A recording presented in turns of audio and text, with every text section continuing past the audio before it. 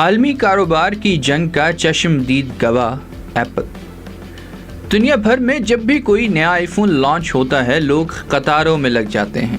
New York سے لے کر لندن، دہلی سے لاہور تک ہر جگہ ایک ہی جذبہ، ایپل کا نیا شاہکار ہاتھ میں ہو۔ مگر اس بے مثال شہرت کے پیچھے ایک پیچیدہ، نازک اور خطرات سے بھرپور نظام کام کرتا ہے جسے ہم سپلائی چین کہتے ہیں۔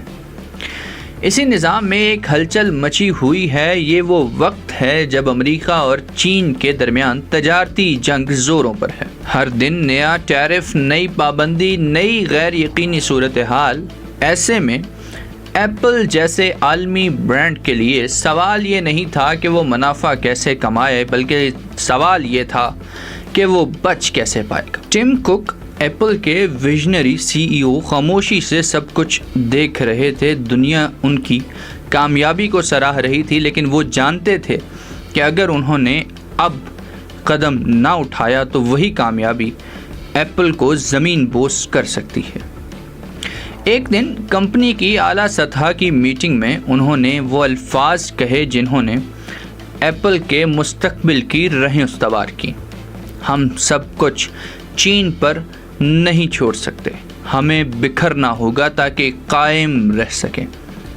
اسی دن فیصلہ ہوا کہ اب آئی فونز کی تیاری کا مرکز صرف چین نہیں ہوگا، بھارت کو نیا مرکز بنایا جائے گا۔ یہ فیصلہ صرف تجارتی نہیں تھا، یہ ایک حکمت عملی تھی۔ یہ ان غیر یقینی سیاسی حالات کا جواب تھا جو عالمی معیشت کو داؤ پر لگا چکے تھے۔ لیکن کوئی بھی تبدیلی آسان نہیں ہوتی۔ ایک پلان ترتیب دیا گیا کہ ایپل کے انجینئرز، مینیجرز اور ماہرین کو بھارت روانہ کیا جائے۔ نئی فیکٹریاں کیسے بنیں گی، نئے لوگ کس طرح بھرتی ہوں گے اور ایک نئی صنعتی روح کیسے جنم لے گی، یہ تمام مذاکرات ہمیں دیکھنے میں آئے۔ یہ صرف ایک ملک کی معیشت کے لیے نہیں بلکہ پورے ایشیا کے لیے ایک امید کی کرن بن کر ظاہر ہوئی۔ اسی دوران ویتنام بھی منظر پر آیا۔ وہاں ایئرپورٹس، ایپل واچز اور میک کمپیوٹرز کی تیاری شروع ہوئی۔ اب ایپل کے نقشے پر چین کے ساتھ ساتھ بھارت اور ویتنام بھی جگمگا رہا ہے۔ تاہم چین اب بھی مکمل طور پر منظر سے غائب نہیں ہوا۔ ٹم کک نے واضح کیا، ہم اپنے بیشتر غیر امریکی صارفین کے لیے مصنوعات اب بھی چین میں بنائیں گے۔ لیکن حقیقت یہ ہے کہ ایپل نے اب اپنی سپلائی چین کے پر کاٹنے کے بجائے اسے پوری دنیا میں پھیلا دیا ہے۔ جب ٹرمپ انتظامیہ نے چین پر 145% تک کے ٹیرف لگائے تب ایپل کو احساس ہوا کہ اگر وہ چپ رہا تو ہر نیا آئی فون تقریباً $3,500 کا ہو سکتا ہے۔ یہ ایک ناممکن قیمت تھی۔ ایپل جو ہمیشہ سے جدت اور سہولت کا علمبردار رہا ہے، اس حقیقت کو قبول نہیں کر سکتا تھا، چنانچہ اس نے خود کو نئے سانچے میں ڈھالا۔ بھارت، ویتنام اور دیگر ممالک کے ساتھ نئے معاہدے کیے، چین کی بجائے نئے صنعتی مراکز کا خواب دیکھا اور سب سے بڑھ کر اس نے مستقبل کو محفوظ بنانے کا راستہ چنا۔ ایپل کی حالیہ سہ ماہی رپورٹ کے مطابق آمدن $95.4 ارب تک پہنچی، توقعات سے بہتر۔